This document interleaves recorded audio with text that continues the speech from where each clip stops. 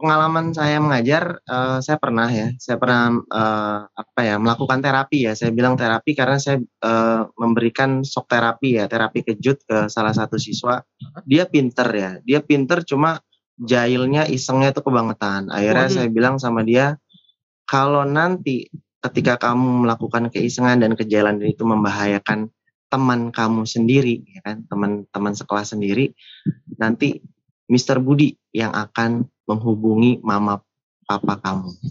Dan akhirnya kalau karakter orang yang iseng, yang bandel itu sebenarnya butuh perhatian. Butuh perhatian dari lingkungan sekitar, mungkin dari rumah, ya mungkin dari rumah papa dan mamanya mungkin sibuk bekerja. Ya.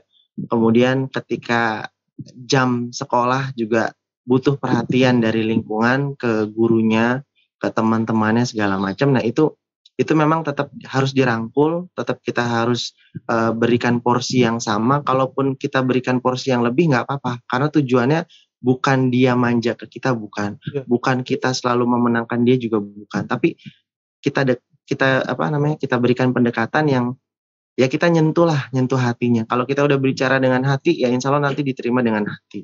Jadi dan itu alhamdulillah sampai ketika saya bilang seperti itu, dan akhirnya dia berubah sedikit demi sedikit, dan akhirnya prestasinya juga mulai meningkat. Gitu Mas Angga, Mas Mahe. Gak kebayang tuh, bayangin punya anak pinter tapi jahil, kan rumit juga tuh. Ya. Betul. Otak kanan dan kirinya seimbang tuh ya Mas Budi. Saking kreatifnya kali. Kesana kemari ya, jadi karena udah merasa pintar gitu segala macam, ya udahlah gampang lah ini segala macam. Tapi intinya sebagai seorang guru ya kita bisa melihat bagaimana kita bisa masuk ke seorang anak ya. Jadi kita tidak boleh mempermalukan dia di depan teman-temannya, tapi tetap kita berikan pendekatan ya, personal touch biar dia mengurangi kejahilannya, keisengannya, tapi fokus ke akademik sama tingkah lakunya dirubahlah, behave-nya itu udah dilatih sehingga nanti ketika bermasyarakat, kan tujuannya jauh tuh, bermasyarakat ibaratnya orang akan nyaman deket sama dia. Itu Mas Angga, Mas Mahe. Jadi pembahasannya berat banget kayaknya. tapi menarik gitu Mas Budi, ini yang harus kita setidaknya kita sebarkan mindsetnya gitu loh Mas Budi, karena menurut pengalaman dan penglihatan kita kan masih banyak gitu ya Mas Guru dan Mbak Guru di luar sana yang metodenya ke siswa tuh masih pukul rata tuh Mas Budi ya. Jadi ya dengan cara lama gitu. Betul, padahal sama semua. Nah sekarang nggak bisa lagi begitu gitu. Mungkin ada siswa yang butuh seperti yang tadi itu, yang iseng butuh pendekatan yang berbeda gitu. Nah mungkin Mas Mai ada pertanyaan. Tadi nyambung ini sebenarnya. Nyambung. Saya bisa menangkap apa yang Mas Mai pikirkan ya. Jadi yang dalam pikiran saya itu ternyata memang kita harus menyadari bahwa sebagai seorang guru itu pendekatan personal itu tetap perlu ya Bang ya. Maksudnya dan seberapa jauh kita perlu memperhatikan personal. Kan kalau misalnya ya ada dalam bayangan saya kalau di sekolah swasta mungkin terbatas jumlahnya nggak terlalu banyak, tapi kalau negeri gitu Bang, maksudnya seberapa besar kita perlu memberikan atensi secara personal Bang? Ya kalau untuk personal touch segala macam ya intinya kita bisa melihat dalam proses KBM segala macam ya, dalam proses KBM yang dilakukan setiap hari secara daring ya kan. Nah itu kan kita bisa tahu kadang ada satu anak yang sering matiin kamera, itu saya udah ngingetin dari pagi, tolong kamera dimatiin, jangan sampai dimatiin, tetap aja gitu kan.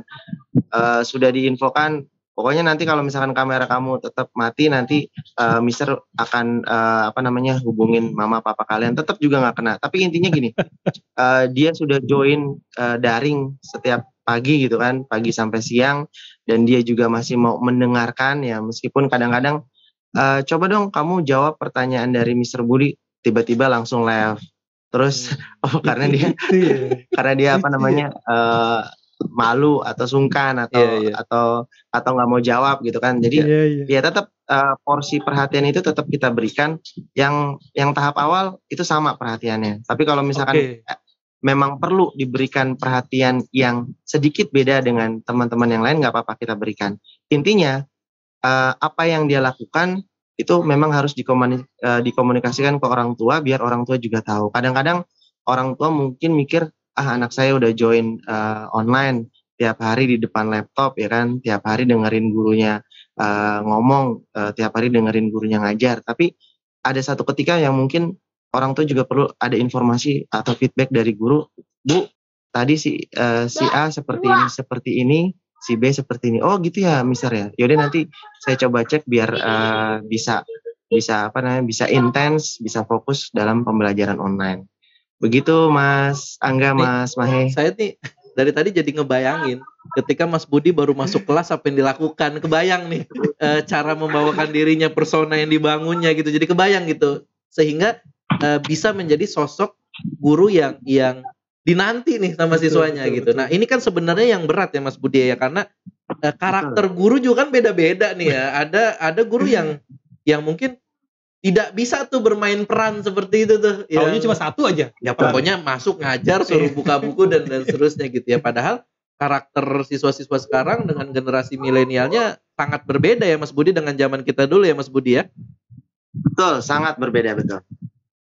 Oke, terakhir Mas Budi, karena sebenarnya menarik ya, cuman waktu kita nggak bisa selesai sebenarnya. Waktu kita terbatas ya gitu ya, dan Mas Budi dapat info juga masih ada agenda lain. Nah, mungkin closing statement Mas Budi, menurut Mas Budi, apa sih yang harus Mas Guru dan Mbak Guru di luar sana bukan lakukan ya, tips yang bisa ditiru oleh Mas Guru dan Mbak Guru di rumah sehingga bisa menampilkan persona guru yang menyenangkan tadi itu, Mas Budi, sehingga ketika sudah menyenangkan tadi kan masuknya gampang lebih untuk mudah memotivasinya gitu, karena dengan gurunya menyenangkan pasti otomatis termotivasi siswanya. Itu menurut Mas Budi tipsnya apa yang bisa Mas Budi ceritakan untuk Mas Guru dan Mbak Guru di luar sana? Ya, oke. Terima kasih Mas Angga, Mas Mahe. Saya hanya menuliskan mungkin 3 hal ya, atau bisa sharing 3 hal. Yang pertama, love what you do. Jadi mencintai apa yang kita lakukan. Kalau kita sudah mencintai peran kita, kita hanya melakukan satu pekerjaan, menuntaskan pekerjaan. Tapi kalau kita tidak suka, kita melakukan 2 pekerjaan. Yang pertama, berusaha mencintai. Yang kedua, berusaha untuk menuntaskan pekerjaan. Jadi kita daripada sia-sia melakukan 2 pekerjaan, mendingan kita milih yang satu aja, yaitu mencintai pekerjaan. Sehingga ketika kita sudah mencintai pekerjaan, mencintai peran kita, nyaman aja gitu kan. Mau apapun tantangannya, mau apapun hambatannya, yang ada pasti ada jalan. Jadi kalau kita sudah punya kemauan, sudah punya keinginan yang kuat untuk bisa mentransfer ilmu yang kita punya ke siswa-siswi kita, nah itu akan ngalir. Jadi yang pertama adalah love what you do. Kemudian yang kedua, keteladanan. Jadi seorang guru ya, kalau ibaratnya kalau dulu tuh kita guru itu adalah orang yang digugu dan ditiru. Ya saya mikir keteladanan itu penting karena mau dimanapun seorang guru dia tetap guru. Jadi kalau kepala sekolah saya bilang di dunia ini cuma ada 2 profesi. Yang pertama profesi guru dan yang kedua profesi bukan guru. Nah, ketika kita milih menjadi guru berarti otomatis keteladanan itu kita harus tampakkan. Bukan hanya ketika di depan murid, bukan hanya ketika di depan orang tua murid, bukan hanya di depan rekan-rekan guru, bukan. Tapi di lingkungan, dimanapun. Jadi ibaratnya guru itu melekat sepanjang hayat, sepanjang hidup dia. Itu yang kedua. Yang ketiga, kreativitas. Kreativitas perlu dimunculkan. Kenapa?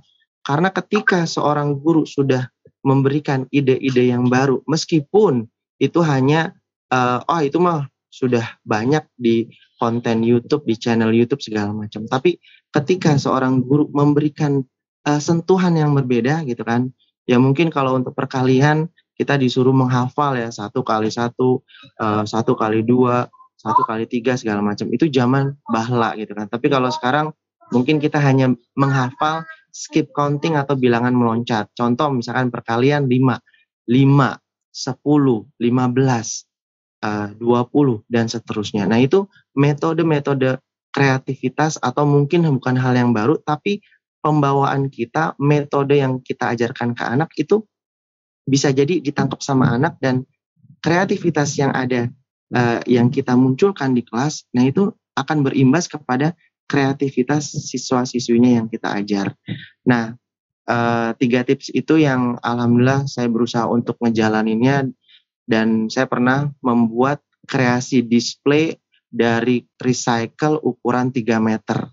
Jadi saya buat kurang lebih dibantu sama siswa-siswa saya itu sekitar 2 minggu, kita saling bahu-membahu, dan saya hanya memberikan arahan, tolong bagian ini diisolasi, tolong bagian ini dilem. Dan akhirnya kita bisa menciptakan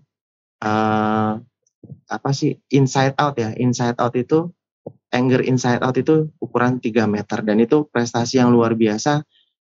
Awalnya dari inisiatif guru, kreativitas guru, anak murid atau siswa-siswi kita tangkap, dan akhirnya menciptakan hasil karya kelas yang luar biasa. Itu Mas Angga dan Mas Mahe. Mantap sekali, luar biasa.